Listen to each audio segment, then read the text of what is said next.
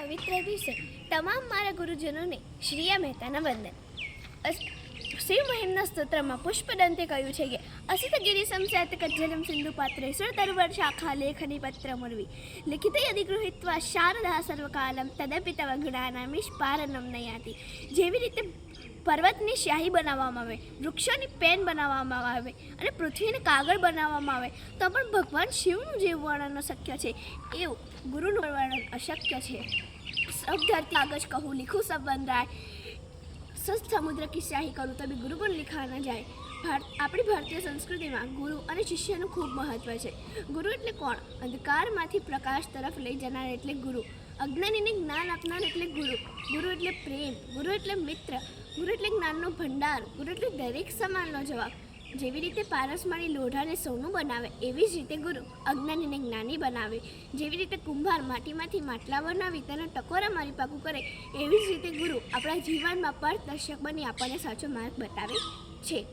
અષાઢ સુદ પૂનમ એટલે ગુરુ પૂર્ણિમા, ગુરુનો ઋણ ચૂકવવાનો દિવસ.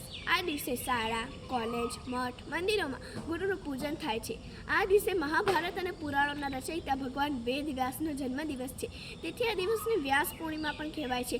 આ દિવસે દરેક શિષ્ય પોતાના ગુરુને નમન કરી આશીર્વાદ મેળવી દક્ષિણા આપે છે.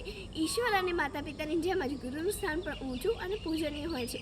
ગુરુ દિવ્ય જ્યોતિ છે જે આપણા જીવનમાં પ્રકાશ ફેલાવે છે. ગુરુ પથદર્શક છે જે આપણને જીવનનો સાચો માર્ગ બતાવે છે. ગુરુ નાત જાતના ધર્મના ભેદભાવ વગર શિષ્યને કોઈ સ્વાર્થ વગર જ્ઞાન આપે છે. ગુરુ હંમેશા શ્રેષ્ઠ હોય છે. એટલે જ કહેવાયું છે ગુરુ બ્રહ્મા ગુરુ વિષ્ણુ ગુરુદેવો મહેશ્વરા ગુરુ સાક્ષાત પરબ્રહ્મ તસ્મૈ શ્રી ગુરુદેવ નમઃ. ગુરુ નવું જીવન આપનાર બ્રહ્માની જેમ છે. ગુરુ સારા ગુણ આપનાર સર્જનહાર વિષ્ણુ ભગવાનની જેમ છે. ગુરુ ખરાબ ગુણોનો નાશ કરનાર ભગવાન શિવની જેમ છે. ગુરુ ગોવિંદોનો ખડે કિસે લાગુ મેં પાય, બલિહારી ગુરુ આપકી ગોવિંદ દિયો નાય. મારા માટે ભગવાન ગોવિંદ કરતાં પ્રથમ ગુરુ છે. પ્રાચીન સમયમાં શિષ્ય ગુરુના આશ્રમમાં વર્ષો સુધી ભણતા અને ગુરુજનો તેમને શસ્ત્ર તથા શાસ્ત્રનું જ્ઞાન આપતા.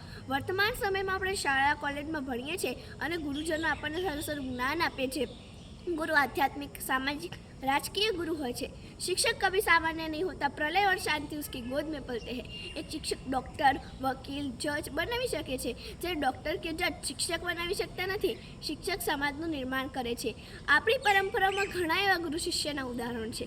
હનુમાનજીના ગુરુ સૂર્યદેવ હતા, મીરાબાઈના રોહિદાસ, સ્વામી વિવેકાનંદના રામકૃષ્ણ પરમહંસ, દત્તાત્રેય ભગવાનના 24 ગુરુ હતા, લવકુશના વાલ્મીકી ઋષિ, શ્રી કૃષ્ણ ભગવાનના સાંદીપની ઋષિ, તેમજ ગુરુ ગોરખનાથ, રંગઅવધૂત અને જગતગુરુ શંકરાચાર્ય જેવા મહાન ગુરુની પરંપરા આપણા દેશને વિશ્વગુરુ બનાવે છે. ગુરુ પૂર્ણિમા એટલે ભક્તિ અને શ્રદ્ધાનો દિવસ. વ્યક્તિને છુપાયેલી શક્તિને બહાર લાવવા ગુરુની જરૂર હોય છે. આપણે જીવનભર ગુરુના ઋણી છીએ. જૈન સંપ્રદાય, બૌદ્ધ સંપ્રદાય, ગાયત્રી પરિવાર, સ્વાધ્યાય પરિવાર તમામમાં ગુરુનું પૂજન થાય છે. તેમજ રાષ્ટ્રીય સ્વયંસેવક સંઘમાં ભગવદ વ્રતને ગુરુ માનીને તેનું પૂજન કરવામાં આવે છે.